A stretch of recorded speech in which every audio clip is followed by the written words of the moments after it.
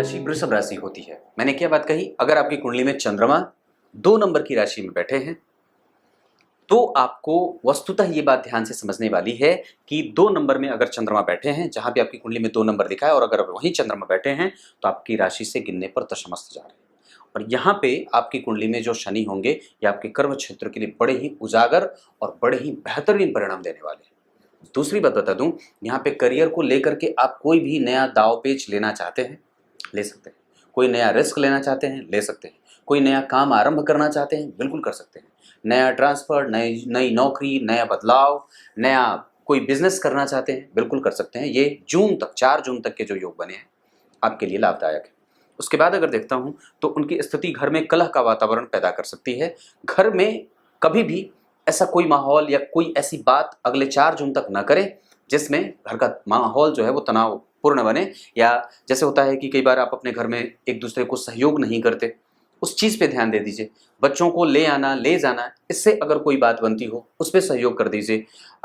Responsibility जो है वो कई बार आप उससे हट जाते हैं, या फिर कई बार आलस्य के मारे जो है वो सारा काम महिलाओं को ही करना पड़ता है। घर के बाहर भी रहती हैं, घर के बाहर का काम भी करती हैं, उसके बाद भी जो है उनको घर का कारोबार भी संभालना पड़ता है, घर का काम भी देखना पड़ता है। तो अगर पुरुष वर्ग हैं तो इस मामले में कई बार इस वजह से भी घर में तनाव का माहौल बनता है, तो ये इस बात पे आप ध्यान दे सकते हैं। उसके अतिरिक्त आपकी कुंडली में दाम्पत्य में जो बात बनेगी, मैं उसमें कमजोरी नहीं कहूँगा। एक चीज़ और कहूँगा कि जो स्थिति बनेगी दाम्पत्य के क्षेत्र के लिए, वो कई बार पत्नी को रोग वगैरह ना हो, उनको हेडेक ना हो, उनकी चिंता ना बढ़े, आपके किसी गतिविधि से उनको आप पे संदेह ना हो, इस बात को ध्यान रखने की आवश्यकता होगी। इसके साथ ही आपका व्यापार जो है वो थोड़ा बहुत अच्छा चलता रहेगा। सामान्यतया व्यापार थोड़े बहुत अच्छे पैसे के साथ, थोड़े बहुत मतलब सामान्यतया ठीक ठाक चले। कहने का मतलब ये होता है कि वृषभ राशि वालों के लिए ये जो शनि का परिवर्तन होगा अगले 4 जून तक के लिए कर्म क्षेत्र के लिए बहुत अच्छा है, पर घर और गृहस्थ के वातावरण के लिए ये कई बार मतलब पर्सनल लेवल पे ये आपको प्रभावित कर सकते हैं। इस वजह से आपको इन सब चीजों पे ध्यान देने की आवश्यकता होगी। क्लियर है?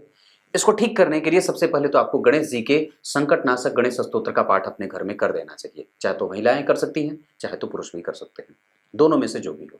इसके अतिरिक्त आप चतुर्थी का व्रत आरंभ भी कर सकते हैं। अगर ये ना बन पड़े तो चुपचाप आप गणेश संकटनाशक स्तोत्र का पाठ करिए या घर में सुंदरकांड का पाठ कर दीजिए। अन्यथा अगर हो सके तो सरसों तेल का दीपक तो सभी लोगों को शाम में जलाना ही चाहिए। उससे घर में लक्ष्मी की वृद्धि होती है और घर में शांति बनी रहती है।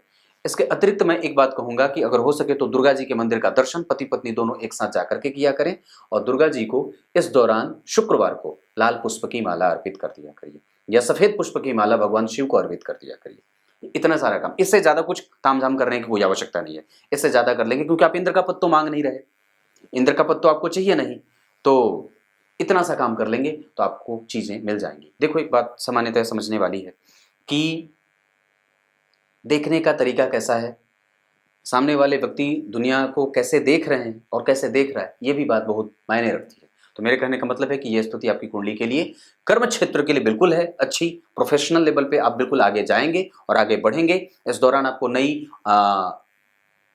प्रतिभा से मिलने का अवसर मिलेगा, नए लोग मिलेंगे। आपके कर्म क्षेत्र में जो आपके सहपाठी हैं, जो आपके इष्ट मित्र हैं, जो निकटस्थ लोग हैं, जो छोटे मोटे कर्मचारी का सहयोग भी आपको इस दौरान मिलने वाला है।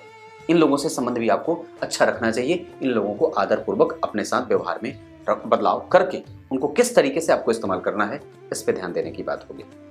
अब आइए मिथुन के बारे में चर्चा कर लेते हैं।